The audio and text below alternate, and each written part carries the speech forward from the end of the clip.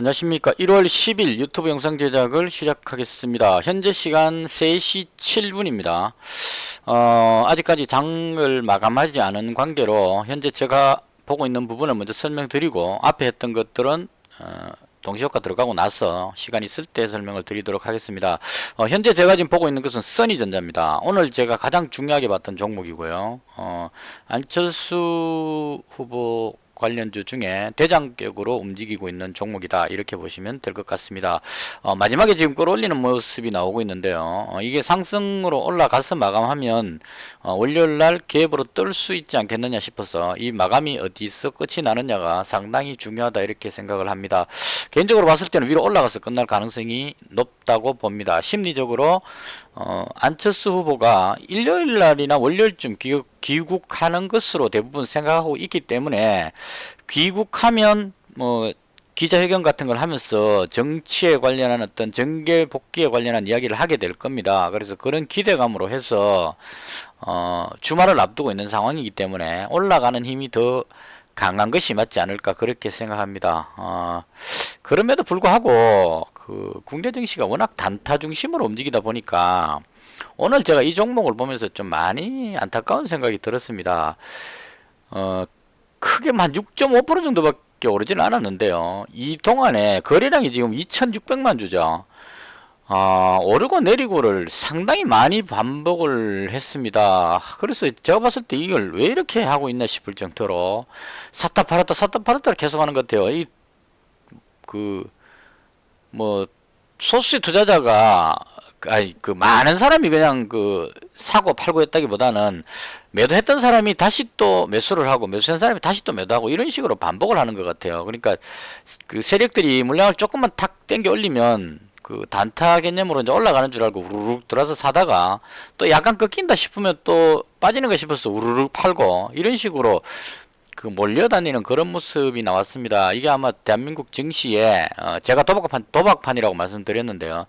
도박판의 한 단면을 보여주는 것이 아닌가. 그냥 올라가겠다 싶은 사람들은 아래쪽에서 매수를 하고, 저점에서 내려간다는 생각을 하는 사람들은 좀 어느 정도 올라왔을 때 팔고, 이렇게 하면 될 건데, 샀다가 좀 있으면 팔고 다시 팔고 나서 또 사고 팔고, 이걸 계속 반복하니까 엉뚱하게 정권사 수수료만 배불려주는 그런 형태가 나오고 있는 것이 아닌가, 이렇게 생각을 합니다. 개인적으로 많이 안타까웠고요.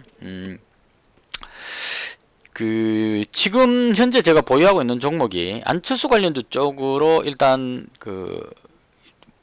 비중을 많이 줬습니다. 써니전자가 대장격이니까 써니전자 한 260만원 정도 되고요. 그 다음 다물 멀티미디어도 한 230만원 정도 가지고 있습니다. 그리고 아까 후반에 링네트를 또 한 100만원 정도 매수를 했습니다. 안랩을 매수하지 않은 이유는 이게 안랩이 거의 확실한 종목이긴 한데 78,000원이죠. 그러니까 고가기 때문에 움직임의 폭이 좀 작다고 봅니다. 그러니까 지금 뭐 제가 하고 있는 써니전자라든가 다물 같은 경우에는 6% 뭐 7%씩 왔다 갔다, 때에 따라서 상한가도 가고 뭐 이렇게 하는데, 안랩 같은 경우에는 한 2~3% 정도 선 움직이니까 그래서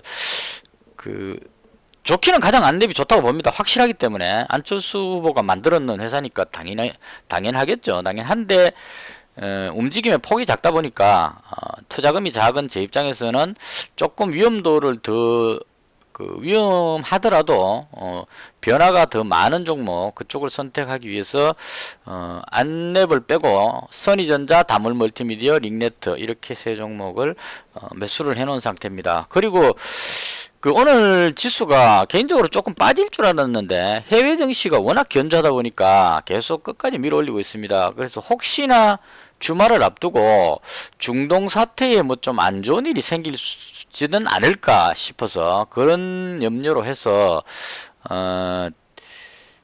엘컴텍하고 그다음 흥구석유, 스페코, 이렇게 이제 보유를 하고 있습니다. 아까 빅텍도 가지고 있었다가 샀다가 빅텍은 팔아버렸습니다. 이건 좀 하방 압력이 좀 큰 것 같아서 오히려 스페코가 좀 낫다는 생각이 들어서 이거 마지막에 또 밀려버리네요. 내려서 끝나면 안 좋습니다. 위로 올라가서 끝나줘야 갭으로 뜰 수가 있거든요. 아직까지 모르는 상황이니까 좀 더 지켜보겠습니다.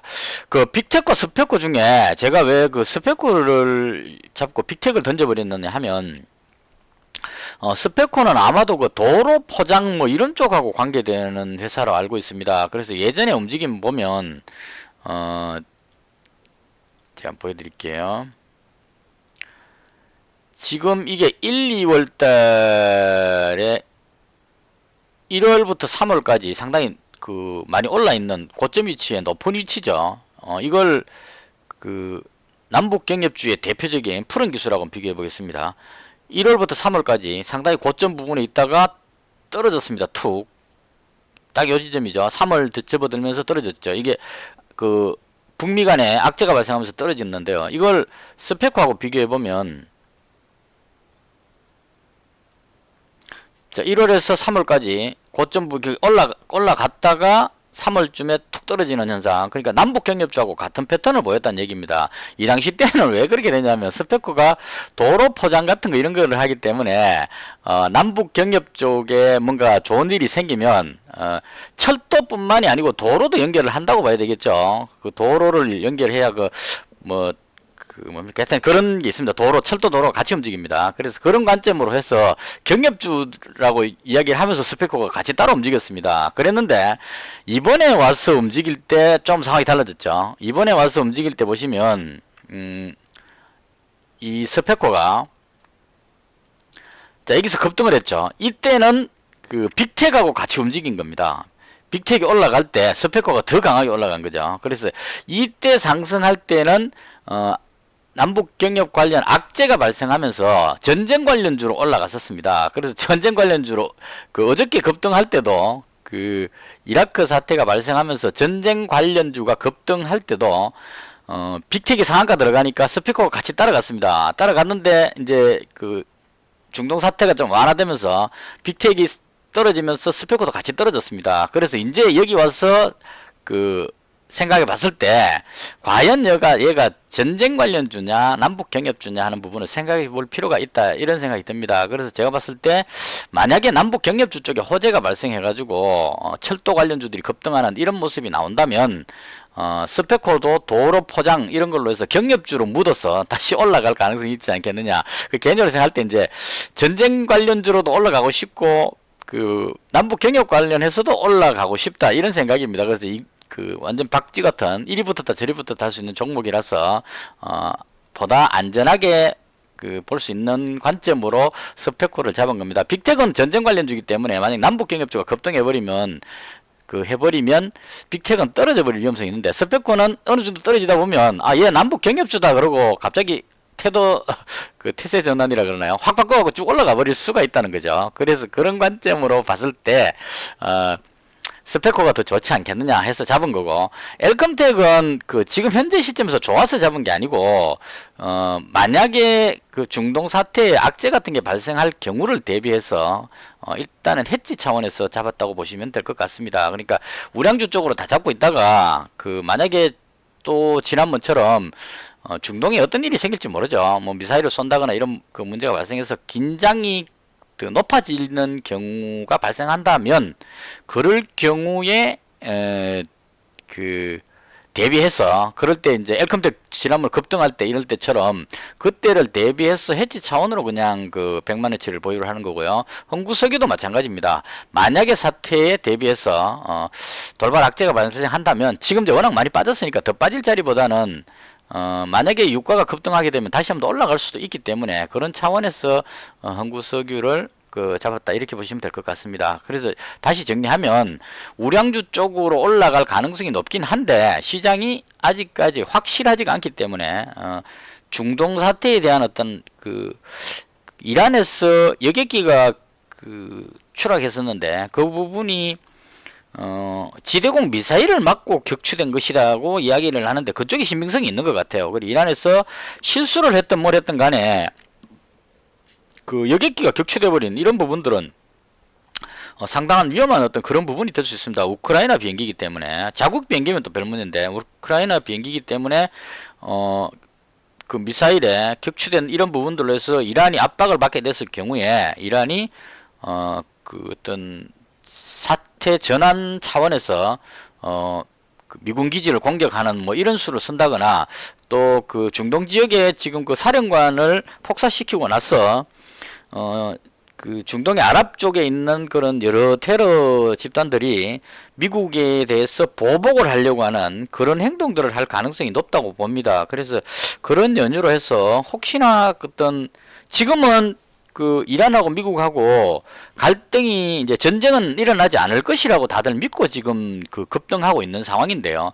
만약에 어떤 돌발 사태가 발생하게 된다면 어떻게 될지 예상할 수 없는 상황이죠. 그래서 그럴 때를 대비해서 스페코하고 흥구석유하고 엘컴텍 이렇게 세 종목을 100만원씩 보유를 하고 있습니다. 그래서 요건 위험관리 차원에서 해지 차원에서 가지고 있는 거고, 실제로 제가 보고 있는 것은 안철수 관련주인 써니전자, 다물멀티미디어, 링네트 이 세 종목을 주력으로 보고 있습니다. 이게 오늘 정말 안타까웠는데요. 써니전자 이거 저 게시판에도 글도 많이 쓰긴 했는데, 오늘 제가 어제 잡고 넘어왔는데 오늘 추가 매수를 조금 더 했는데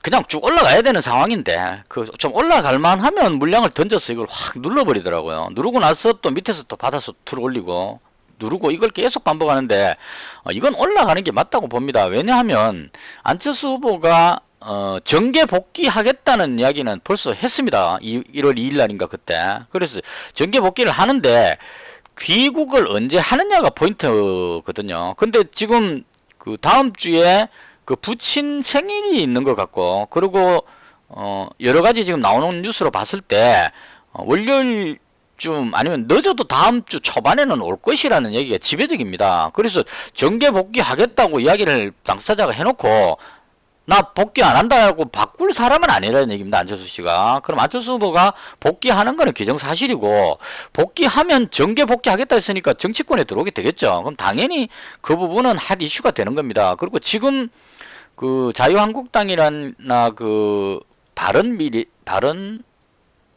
보수당인가요? 뭐 하여튼 새로 만든 유승민 대표가 만든 그쪽이나 뭐 이런 쪽 사람들이 안철수 후보를 모셔가기 위해서 상당히 공을 들이고 있는 그런 상태입니다. 그래서 어떻게 하든 간에 뭐 그런 논의가 되겠죠. 그러니까 당장 와서 안철수 후보가 전체 보수의 뭐 대표가 된다 이런 차원이 아니고 그런 통합을 하기 위한 대화들을 하게 될 거라는 얘기입니다. 그럼 그 뉴스들이 나올 때마다 안철수 후보가 중심에 서게 되는 거죠. 정치인은 어떤 논란의 중심에 서게 되면 오죽하면 뭐라 그러죠? 네거티브라 그러나요?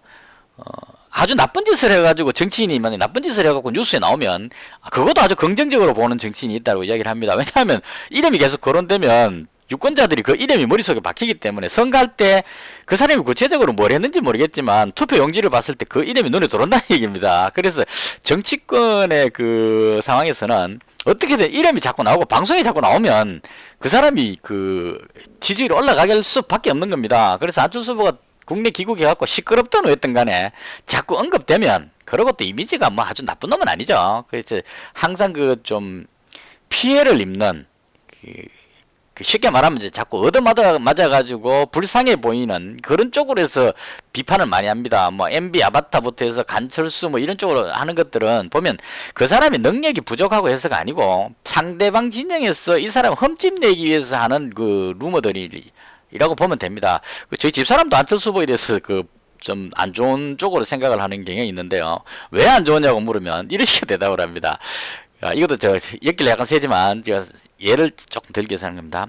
왜 안철수 후보가 마음에 안 드느냐 하면, 예전에 정규재 논설위원인가 한국경제신문의 기자가 옛날에 박근혜 대통령 인터뷰했던 그분입니다. 그분이 안철수 후보를 기자회견 이제 인터뷰하러 갔는데 집을 방문했는데 책장에 책이 전부 거꾸로 쫙 꽂혀 있더랍니다. 그런 이제 정규재 논설위원이 책장에 책이 전부 거꾸로 꽂혀 있는 거는 뭔가 의심스럽다. 왜 책을 거꾸로 꽂아놨을까? 이런 식으로 멘트를 날리는 거예요. 그러니까 그걸 이제 보통 사람들이 어떻게 받아들이냐면은 책을 거꾸로 꽂아놨다. 저 사람 뭔가 숨기는 것이 있는 것 같다. 믿을 수 없다. 이런 쪽으로 해석을 해버리는 겁니다. 저는 참 상당히 기가 찬데, 왜냐하면 저희 집에 둘째가 어릴 때 책을 전집을 사주면, 이 100권짜리 전집 같은 거를 사주면 책장에 쫙 꽂아놓고 책을 보잖아요. 그러면 책을 다 읽고 나서 책을 돌려서 끼웁니다.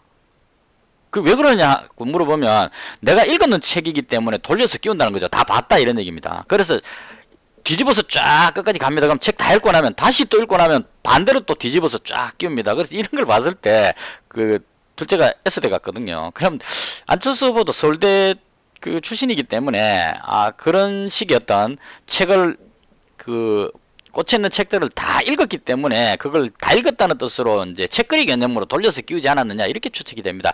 그 책거 뭐 요즘 그 뭐 불운수석도 아닐 거고 안철수가 뭐 그 공산당도 아니고 그 주사파도 아니죠. 그래서 뭐 불운수석도 아니고 뭐 책거 제목 보인다고 해서 문제될 게 없는 사람인데 뒤집어 놓은 거는 나름대로 그 사람의 어떤 그 취향이라고 봐야 될 겁니다. 근데 그걸 가지고 뭔가 수상한 사람이다, 의심스럽다 이렇게 해갖고 꼬투리 잡아서 믿을 수 없는 사람 뭐 이런 식으로 모함을 많이 한다는 겁니다. 여기 좀 샜는데요. 그런 식으로 모함을 당했기 때문에 사람들이 그냥 그 간철수 뭐 MB 아바타 이렇게 놀리듯이 막 이렇게 가볍게 봐서 그렇지 실제로 그 안철수 후보 자체로 보면 상당히 능력이 있는 그런 분으로 봐집니다. 그래서 정계 복귀를 했을 때 상당한 주목을 받게 될 것이라는 그런 차원에서 귀국은 확실하고 귀국하면 정치권에 뛰어들 게 확실하기 때문에 올라가는 건 확실하다. 저는 그렇게 보는 겁니다. 그래서 어제부터 계속 지금 최근 들어서 그렇죠. 그 처음에 한 팔아버려 갖고 제가 상한가를 한번 놓친 그 전례가 있죠. 여기서 이때부터 제가 안철수 노래를 불렀습니다. 12월 19일 이때부터 불렀는데 한번 팔아버려 갖고 다음에 오면 꼭 잡겠다 생각하고 잡은 게 이때 잡은 겁니다. 그 악재 때 갖고 그 추락했을 때 그때 잡아가지고 지금 계속 이제 비중 조절해 가면서 200만원 잡았다가 100만원 이익 실현 다시 또 200만원 추가 이런 식으로 오늘도 아침에 추가로 매수를 했습니다. 그래서 그런 식으로 해서 지금 그 선의전자를 260만원 정도 이렇게 보유를 하고 있습니다. 그 지금 아직도 보면 이 사고 팔고를 지금 6130원까지 갔는데 동시효과 들어가니까 사고 팔고가 막 그 뭉티기로 막 왔다 갔다 하고 있죠. 그래서 이런 식으로 해서 지금 그 의도적으로 눌렀다 들었다를 막 그 자유자재로 하고 있는 그런 상황입니다. 그에 반해서 오히려 다물 멀티미디어가 선의전자보다는 조금 더 안정적으로 가지 않느냐 하는 게 개인적인 생각입니다. 그래서 다물 멀티미디어도 저렇게 단타꾼들이 막 몰려드는 그런 상황이 아니기 때문에 거래량이 지금 뭐 되게 많지 않죠. 그래서 그런 차원으로 봤을 때 다물도 괜찮겠지 않느냐 싶어서 240만원어치 보유를 했고요. 링네트는 그 왜 잡았느냐 하면 이게 데이터 관련주입니다. 말 나온 김에 설명을 드릴게요. 어제 제가 방송할 때 데이터 솔루션을 다 팔아버렸다고 말씀을 드렸습니다. 여기였죠. 이걸 설명드릴 때 데이터 3법이 통과되는 것이 거의 확실한 상황인데 통과되고 나면 그 코스톨라니 선생님 책에 나오는 거기 책에 나오는 제목으로는 페타 콤플리라 그럽니다. 이게 독일어인가 뭔지 모르겠는데 그렇게 써놨습니다. 페타 콤플리 해갖고 해석을 기정사실이라고 이제 설명을 해놨습니다. 그래서 우리가 흔히 말하는 그 재료 노출 이런 개념으로 해석하면 될 겁니다. 그러니까 어떤 일이 발생할 것 같은 기대감이 생기면 먼저 움직인다는 거죠. 여기서부터입니다. 데이터 솔루션이 데이터 3법이 통과될 것이라는 기대감으로 해서 올라가기 시작하는 겁니다. 여기서 시작했으니까 3,700원짜리가 오르기 시작해가지고 한 6,500원 6,700원까지 올라갔었죠. 기대감이 올로 해서 올라가는 상태고 어제 통과가 됐습니다. 그러면 이게 이 부분은 진짜 생각을 한번 해보셔야 돼요. 투자할 때. 자, 데이터 3법이 통과됐으니까 이제는 올라갈 것이라고 생각하는 사람들은 다시 한 번 더 생각해 봐야 됩니다. 지금 현재 주가가 어디 있는지를 봐야 되거든요. 데이터 3법이 통과될 줄 알고 여기서 시작해가지고 여기까지 올라왔기 때문에 통과됐다는 뉴스가 나오면 여기서 샀던 세력들이 돈 많은 세력들이 어떻게 할 거냐를 생각해 봐야 됩니다. 팔겠죠 당연히. 왜냐면 3,500원에 사는데 6,000원이면 어마어마한 이익이 나는 상태죠. 그럼 물량이 아주 많은 세력들은 지금 팔아먹기 딱 좋죠.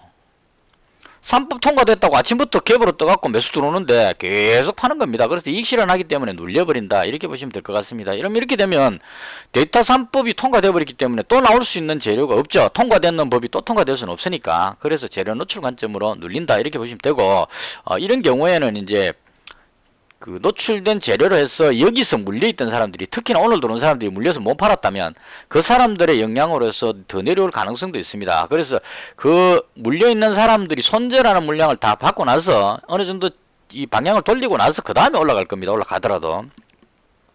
그런 관점으로 오늘 데이터 솔루션이 대장인데 한 10% 정도나 빠져버렸습니다. 거꾸로. 그리고 뭐 오픈베이스, 소프트센, 엑셈, 한국전자인증 전부 같은 그 관점으로 왔던 종목들인데 다 밀렸습니다. 그런데 링네트는 제가 왜 안 팔고 잡았느냐 하면은 이것도 마찬가지입니다. 데이터 이때는 안철수 관련주로 갔는데 어저께 움직임은 데이터 3법 관련해서 움직였거든요. 그럼 오늘 데이터 3법 관련해서 대장인 데이터 솔루션이 10% 빠졌으니까 얘도 빠져야 되는 게 당연할 겁니다. 그런데 왜 들어올리느냐 하면 이 종목은 그 데이터 3법 관련해서 오른 게 없다는 거죠. 여기 올라온 건 안철수 관련해서 올라왔고 데이터 3법 관련해서는 여기서 여기까지 정도 올라온 게 다입니다. 그래서 별로 오른 게 없기 때문에 데이터 3법 통과로 해서 수혜가 될 것이라는 기대감에다가 안철수 관련주들이 상승하니까 이쪽으로 붙어서 오른다 이렇게 보시면 될 것 같습니다. 그래서 이 데이터 3법이 없었다면 저는 아마 그 선의전자하고 다물멀티미디어하고 안랩하고 이렇게 매수를 했을 겁니다. 근데 데이터 3법이 통과됐기 때문에 링네트도 같이 따라 움직일 것 같아서 이 종목도 매수를 하게 되었습니다. 그래서 이렇게 세 종목을 현재 보유하고 있는 상태입니다. 선의전자가 중요한데요. 결국은 눌러서 끝내네요. 정말 이 사람들 속을, 단단한 사람들 속을 알 수가 없어요. 지금 보시면 6130원까지 밀어 올렸다가 동시효과 들어와서 이게 다시 이렇게 떨어진다는 얘기거든요. 이럴 거를 뭐하러 매수해서 올리는지 모르겠어. 아예 사지를 말든가. 정말 오늘 정말 제가 보면서 이해가 안 됐습니다. 그러니까 물론 저럴 수는 있습니다. 저도 그럴 때가 있죠. 올라갈 줄 알고 샀는데 내려가면 파는 것까지는 이해됩니다. 근데 하루 종일 샀다 팔았다를 반복하는 것 같은 느낌이 들었어요. 그러니까 한두 번도 아니고 단타하는 사람도 하루에 한 열 몇 번을 계속 이걸 갖고 하는 것 같아요. 샀다 팔았다 물렸다 싶으면 또 손절하고 뭐 이런 식으로 결국은 뚝 떨어져서 끝나죠. 이런 어처구니 없는 일이 생깁니다. 그만큼 이 종목에 대한 생각들을 안 하고 매매한다고 봐야 되겠죠. 그러니까 어떤 생각을 하고 선의전자라는 종목이 안철수의 대장이니까 안철수 후보가 귀국했을 때 어떻게 될 것이다를 생각해서 어떤 소신을 가지고 매매하는 게 아니고 그 차트 모양 보고 저기 줄 다 꺼놨다가 그 세력들이 확 밀어 올리니까 이 저항선 돌파했다 이제 날아가겠다 싶어서 막 따라서 매수하죠. 근데 쭉 안 올라가고 주춤주춤 하니까 여기서 이제 이거 만약에 상한가도 못 갔는데 여기서 내일 떨어지면 어떡하지 해갖고 이제 그 미수 몰빵 쳤던 부분은 미수를 정리하니까 매도하는 사람들이 확 늘어나니까 뚝 떨어져서 이렇게 끝이 나는 이런 상황입니다. 그럼 이렇게 하고 나서 월요일날 또 만약에 안철수 후보가 귀국했다는 걸 하면 또 미수 몰빵으로 매수해갖고 떠서 또 날아간다는 얘기죠. 이런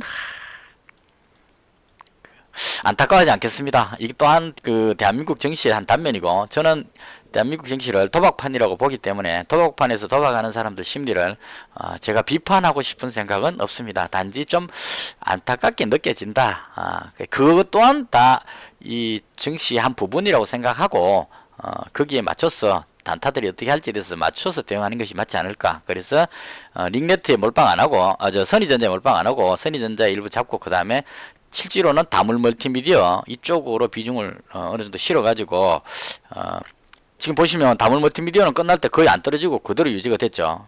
이건 그 단타로 막 몰려들어오는 게 아니고 나름대로 이 생각을 해서 매매하는 사람들, 그러니까 유동이 그렇게 안 많을 겁니다.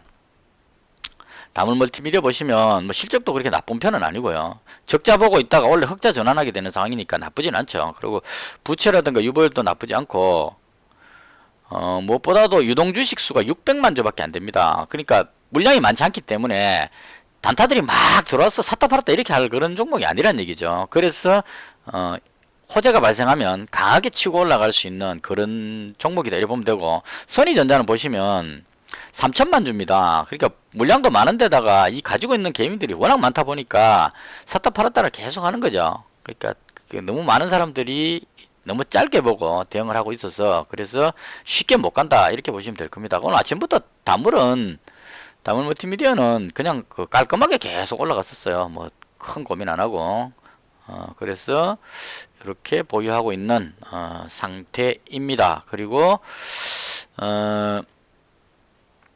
닉네트도 뭐 위로 올라가서 끝났기 때문에 기대해 볼 만할 것 같고요. 이 스페코는 지수가 올라가더라도 이 분명히 어느 정도 시간 지나고 나면 도로 포장 뭐 이렇게 해가지고 철도 관련주들 막 올라가고 남북 경협주 올라가면 나도 남북 경협주도 하고 싹 바꿔갖고 올라갈 때가 있을 겁니다. 그래서 그런 관점으로 만약에 전쟁이 발생하면 또 전쟁 관련주도 하고 또 올라갈 겁니다. 빅텍 따라서 올라갈 겁니다. 그래서 이 종목은 상당히 재밌는 종목이다. 개인적으로 그렇게 생각합니다. 엘컴텍은 이제 해치 차원으로 만약에 지난번처럼 중동의 사태가 발생할 때를 대비해서 그렇게 해서 보유를 했다. 이렇게 보시면 될 것 같습니다. 그리고 오늘 그 제가 봤던 시장 그 제가 했는 걸 좀 설명드려야죠. 어제 제가 종목을 상당히 많이 보유하고 넘어왔었습니다. 대체로 선의전자 멀티미디어는 다물 멀티미디어는 그 보유하고 넘어왔는데 추가 매수를 더 했고요. 남북경협주였던 푸른기술은 정리해버렸습니다. 아침에. 그러니까 이게 16,250원에 팔았거든요. 대충 한 이쯤에서 팔았을 것 같아요. 팔아버렸습니다. 그리고 엘컴텍하고 스페코 매수했었고요. 이 해지 차원에서. 그 다음 우원개발하고 제가 어제 우원개발 상당히 좋게 본다 했는데 우원개발하고 남아산업하고 한진칼 우선주하고 한진칼 우선주도 제가 팔고 나서 좀 올라왔네요. 일단 다 팔아버렸습니다. 전부 다 팔고 다 팔아버린 이유는 이제 그 보유했던 걸 다 팔아버린 이유는 안철수 관련주 쪽으로 몰기 위해서 이쪽에 비중을 높이기 위해서 써니전자하고 다물멀티미디어 이쪽으로 비중을 좀 더 잡기 위해서 이쪽으로 옮겼습니다. 그 코스닥 지수가 밀리지 않고 계속 상승 쪽으로 올라간다면 어제 말씀드릴 때 제가 위쪽으로 말씀을 드렸는데요.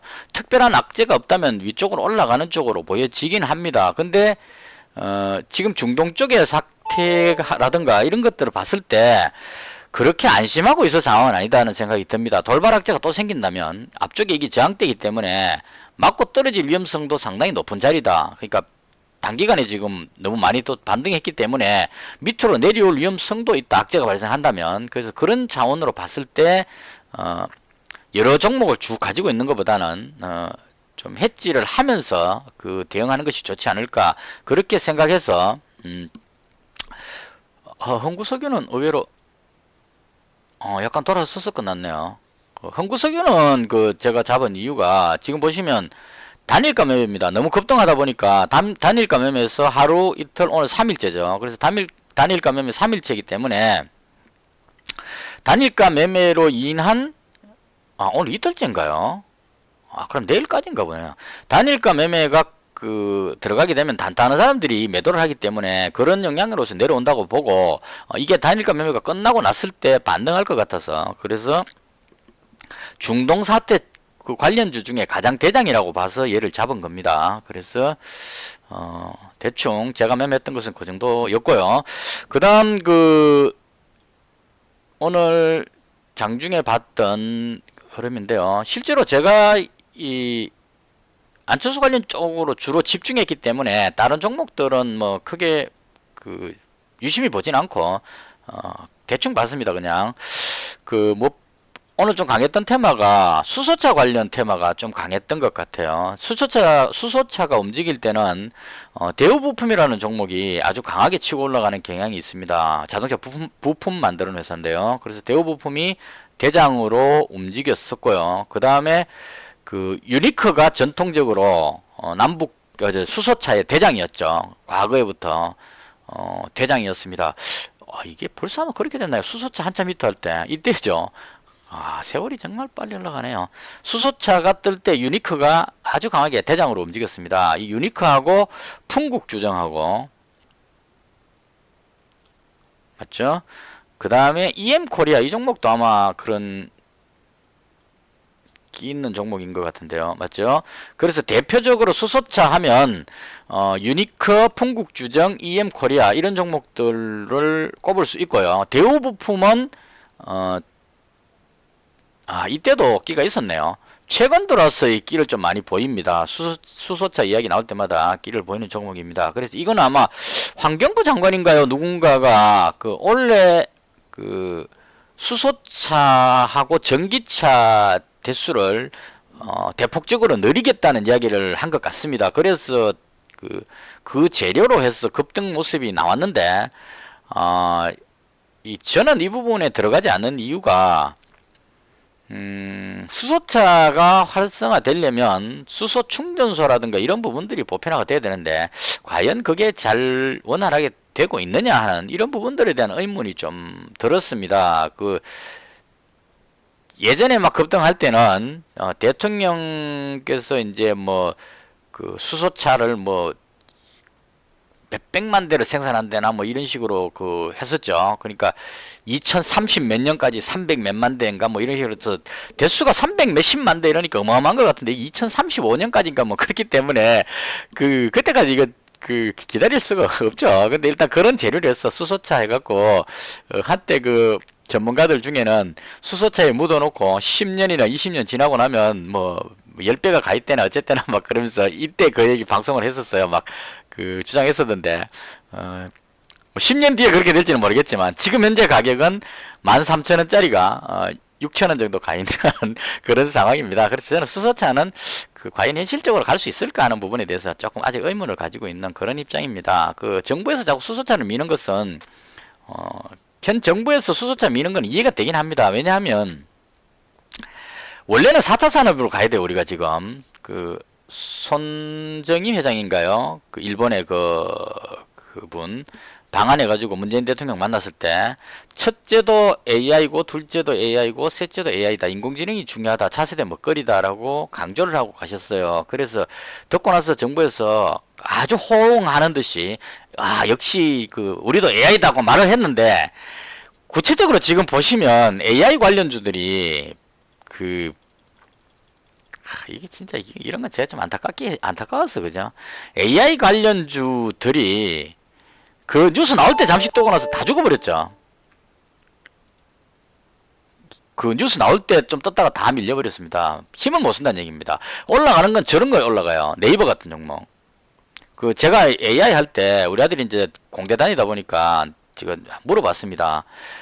인공지능에 대해서 물어보니까 인공지능은 유능한 인재만 있으면 된답니다. AI 연구할 수 있는 뛰어난 두뇌를 가진 인재가 가장 중요하다.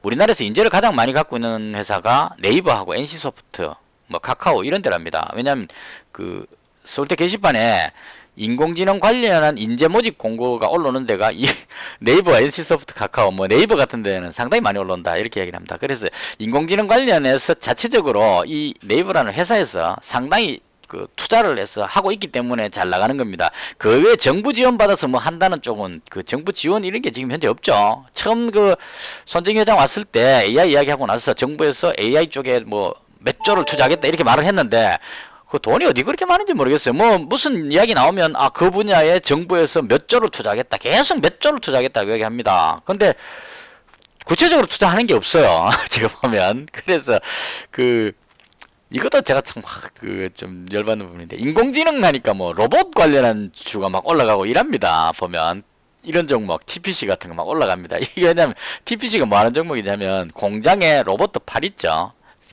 용접 같은 거 하고 할 때 팔 움직이는 이런 쪽의 회사인데 인공지능이라고 이야기하니까 지금 위에 계시는 분들이 인공지능은 지가 알아서 막 만들어내는 로봇 팔 같은 거 인공지능 영화에 나오는 인공지능 로봇 이걸 생각하는 것 같아요. 그래서 자동차 생산 라인에 인공지능을 투입해가지고 자동화된 팔을 가지고 자동차를 막 만들자 이런 식이에요. 그러니까 결론적으로 인공지능을 하자는 게 아니고 인공지능을 사용해서 자동차 만드는데 조립하는 이런 부품 기계를 만들자 이런 차원으로 가고 있습니다. 그래서 뭐하다가 이리 가버렸죠. 죄송합니다. 너무 옆으로 샜기 때문에 다시 돌아오겠습니다. 그래서 수소차가 좋다고 하더라도 별로 신뢰가 가지 않는다. 저는 그렇게 생각을 합니다. 그래서 이쪽은 그렇게 들어가지 않았습니다. 이제 흥분하면 안 되는데 또 흥분해버렸네. 그 다음 오늘 그 SK 바이오랜드 급등했는데요. 이건 아마 지난번 급등할 때하고 같은 의미로 올라갔던 것 같습니다. 근데 제가 발견했을 때가 20% 정도 떴었는데, 잘 모르는 종목이라서 들어가진 않았습니다. 그리고 그 남북 경협주 쪽은 여전히 뭐 좀 시세가 살아있는, 어저께 그 평화공원 관련해서 올라갔었는데, 추가로 끌어올리기는 조금 부담스럽죠. 그리고 그 다른 쪽으로 끌어올리려고 이제 푸른 기술하고 움직이는데, 개인적으로 봤을 때 남북 경협주는 괜찮다고 봅니다. 실제로 푸른 기술을 가지고 있었고, 오늘 이제 선의전자 때문에 제가 다 그 안철수 관련주 때문에 다 팔아버려서 그런데, 일단은 남북 경협주도 여전히 괜찮다, 개인적으로 그렇게 생각을 합니다. 그리고 오늘 그 게시판에서 우연히 그 저희 구독자분 만나가지고 드림텍하고 드림텍 종목 그 이야기해 주셨는데, 일단 종목 등록해놨습니다. 제가 봤을 때도 괜찮아 보이는데, 지수가 강하게 치고 올라간다는 보장이 있다면 그때 한번 들어가 보면 좋지 않겠나 싶어서 등록을 해놨습니다. 그 구독자분들이 말씀해 주시는 종목은 제가 계속 그 저장을 해놓습니다. 해놨다가 상황이 맞다면 직접 매매를 해보는 쪽으로 그렇게 할 생각입니다. 이렇게 해서 그 대충 오늘 했던 거를 마무리를 하고요. 오늘 좀 엿길로 많이 새서 들으시는 분들이 좀 혼란스러울 수도 있을 것 같은데요. 무엇보다도 이 선의전자가 워낙 이게 아마 신용 매매를 하시는 분들이 상당히 많은 것 같아요. 그래서 그런 분들 영향으로 해서 가볍게 못 올라가고 자꾸 누리는 것이 아닌가, 이런 의미죠. 그러니까 혹시나 오늘 안철수 후보가 귀국하게 된다면 급등할 수 있다는 생각을 하고 미수 몰빵으로 들어왔는 사람이 있을 수 있습니다. 올라가니까 진짜 오는 거 아니야 그러고 미수 몰빵을 쳤다고 가정을 했을 때, 자, 여기서도 마찬가지죠. 올라가면 미수몰빵으로 이제 진짜 귀국한 뉴스가 나오면 날아갈 거니까 들어갔는데 가보니까 아직 귀국을 안 했다는 얘기죠. 그 귀국 뉴스는 오늘 나온 게 없습니다. 없는데 그냥 오늘 혹시나 왔다 그러면 대박 나니까, 미수몰빵 질러갖고 한 10% 먹으면 대박이니까, 그죠? 그렇게 질러놨는데 뉴스가 안 나오니까 혹시 주말에 안 오면 어떡하지 하는 문제가 생깁니다. 그냥 현금으로 매수한 사람은, 저같이 딱 필요한 만큼 매수한 사람은 언젠가는 오니까 올 때까지 그냥 기다리면 됩니다. 그래서 그냥 가만히 기다리고 있으면 지금 꾸준히 올라가고 있으니까, 그죠? 올라간다 이렇게 생각하면 되는데, 미수 몰빵으로 만약에 여기서 올라갈 줄 알고 확 따라 들어왔는데 미수 정리를 해야 되는 상황이 발생했다. 그러면 이제 마지막에 던질 수밖에 없는 상황이죠. 그래서 그런 현상으로 해서 이렇게 떨어진 것이 아닌가 싶고, 이렇게 떨어지고 나면 이제 그 어떤 문제가 생기느냐 하면, 팔았는 사람은 괜찮은데 여기서 안 팔고 있는 사람은 지금 미수가 걸려있는 상태가 됐다는 얘기죠. 그러면 정리를 하고 싶을 겁니다. 미수 깔고 가고 싶지는 않으니까. 미수로 갔는데 만약에 문제가 생기면 심각한 문제가 발생할 수 있으니까. 그래서 정리하려고 보니까 뚝 떨어져 버리니까 손해가 발생하니까 난감한 상황이죠. 그래서 이 정리하려는 그런 심리가 작용하면 매도가 강해서 더 눌릴 수 있는 그런 가능성이 있다, 이런 얘기입니다. 그래서 이건 아마 시간에 거래 들어가도 마찬가지일 겁니다. 시간에 거래 끝나기 전에 혹시나 귀국했다는 뉴스가 나온다면, 안철수 후보가 예를 들어서 뭐 일요일날 귀국한다는 뉴스가 나온다거나 확실한 귀국 날짜 같은 게 나오거나, 혹은 그 미국에서 비행기를 탔다는 뉴스가 나오거나 하게 되면 급등할 거니까 그때 팔아야지 하고 아직까지 가지고 있는 사람이 있을 수 있습니다. 그럼 이런 사람들은 6시가 다가오면 점점점 불안해지죠. 그래서 6시까지 안 오면 그 미수 정리를 해야 되기 때문에 마지막 가서 뚝 떨어질 수 있는 그런 위험성도 있다, 이런 얘기입니다. 그래서 단타 관점으로 접근하는 건 아닌가고 보고요. 안전하게 적게 먹더라도 제가 이거 경험해보고 느낀 겁니다. 크게 먹으려고 미수 몰빵으로 해갖고 꽉 질렀다가 이런 현상이 생기면 한 2, 3% 손절해갖고 팔고 나면 날아가 버린다는 거죠. 그래서 딱 자기가 매수할 금액 정도만큼만 매수해갖고 가져가면 좀 떨어지더라도 아직까지 저 같은 경우에는 수익이 나 있는 상태니까 7% 수익 나 있기 때문에 7% 이 수익권에서는 여유롭게 지켜볼 수 있죠. 손해가 아니니까. 그래서 이런 식으로 대응하는 것이 보다 수익 올릴 수 있는 확률이 높다. 어차피 확률 게임이니까요. 그렇게 생각하시면 될 것 같습니다. 일단은 제가 매매하고 있는 것들은 다음 주 금요일까지 계속 수익이 나오면 정리해서 한번 제가 하고 있는 걸 설명을 드리도록 하겠습니다. 아직까지는 저는 조금 자신감이 생기고 제가 매매하는 게 좀 방향을 잘 잡고 있다, 대응을 잘하고 있다. 이건 종목을 잘 고른다는 뜻이 아니고 종목 선정도 그렇고 시장 흐름도 그렇고 그 다음에 그 배팅할 때 금액 비중도 어느 정도 그 이제까지 경험 실패를 바탕으로 어느 정도 수정을 해가지고 어느 정도 잘 하고 있다고 생각을 합니다. 근데 뭐 우리 가까이 있는 가족들한테 물으면 이러다가 언제 또 다 날지 모른다, 이렇게 상당히 불신감을 가지고 있습니다. 그래서 다음 주까지 어느 정도 그 안정적인 매매가 나오면 제가 주말을 이용해서 현재 제가 매매하고 있는 방법을 그대로 또 설명을 한번 드리도록 하겠습니다. 어쨌거나 저쨌거나 오늘 장을 마감을 했고요. 보유하고 있는 종목은 안철수 관련주인 써니전자, 다물멀티미디어, 링네트 이렇게 세 종목을 가지고 있고요. 그 다음 전쟁 관련주 개념으로 스페코, 이건 남북 경협 주도되기 때문에 스페코 잡았고요. 그 다음 금 관련주인 엘컴텍, 그 다음에 석유 관련주인 흥구석유 이렇게 보유를 하고 있습니다. 오늘 잔고는 908만원이 되겠습니다. 오늘은 플러스 25만원입니다. 오늘 시장은 많이 먹을 수 있는 상황이 못 됐습니다. 그래서 요즘 뭐 계속 50만원대 이상으로 수익이 나다 보니까 25만원이 조금 작아 보일 수도 있는데 이게 엄청나게 소중한 금액으로 이라고 생각을 합니다. 조금씩이라도 까먹지 않는 자체가 중요하지 않을까 그렇게 생각합니다. 그래서 오늘 잔고는 1184만원이 되겠습니다. 그리고 계좌 잔고가 이제 908만원이 됐는데요. 이게 1000만원까지 맞추는 게 인출했는 돈 빼고 계좌에 있는 돈으로 1000만원 맞추는 게 목표입니다. 그리고 맞추고 나면 그 다음부터는 버는 수익을 계속 인출을 해서 다른 통장으로 빼내는 방식으로 그렇게 해서 1000만원을 추가로 모으고, 그리고 나서 1000만원이 모여지면 있는 거하고 합쳐갖고 2000만원으로 다시 배팅하는 식으로 그렇게 운영을 해 보겠습니다. 거듭 제 영상에 좋은 댓글 많이 주시고 격려해 주시고 또 제가 안 될 때 위로해 주시는 구독자 여러분들에게 감사하다는 말씀을 드리고요. 성공하는 그날까지 더 열심히 하겠습니다. 혹시 궁금하신 사항 있으시면 댓글 주시면 성실하게 답변 드리도록 하겠습니다. 제가 그도 말씀드렸지만 댓글에 제가 답변글을 웬만하면 잘 안 붙이고 그냥 하트로 표시만 합니다. 제가 일일이 글을 말주변이 없어서 그러지 못 붙입니다. 그렇지만 무슨 질문이라든가 의문사항이 나오면 항상 챙겨보고 거기에 대해서 다음 방송할 때 말씀을 드리는 것으로 그렇게 하고 있습니다. 오늘 그리고 제가 엘컴텍 게시판에서 제 닉네임을 아시는 분이 있으신가 봐요. 옛날에 거기서 활동을 많이 했기 때문에 다른 게시판보다 엘컴텍 게시판을 제가 상당히 좋아합니다. 왜냐하면 제가 초창기 때 그 게시판에서 상당히 엘컴텍을 좋아했었어요, 제가. 그래서 그 게시판에 초창기 때 광고도 많이 했었고 손난이 낮에입니다 하고 유튜브 영상 링크도 막 걸고 그렇게 했었어요. 그래서 그때 제 닉네임을 알고 계셨던 분인가 봐요. 댓글에 반갑게 맞아 주셔서 상당히 좋았고요. 그리고 무엇보다도 제 영상 보고 수익이 생겨가지고 가족들 회식했다는 맛있는 거 사 먹었다는 글을 봤는데요. 조금 의아하긴 합니다. 제가 계속 손해보는 모습밖에 안 보여줬는데 제 영상이 도움이 됐다는 거에 대해서 조금 놀랍기도 합니다. 근데 어쨌거나 일단 뭐 수익이 많이 나셨다니까 그것도 제가 만든 영상을 참고해서 수익이 나셨다고 하니까 기분은 좋았습니다. 축하드리고요.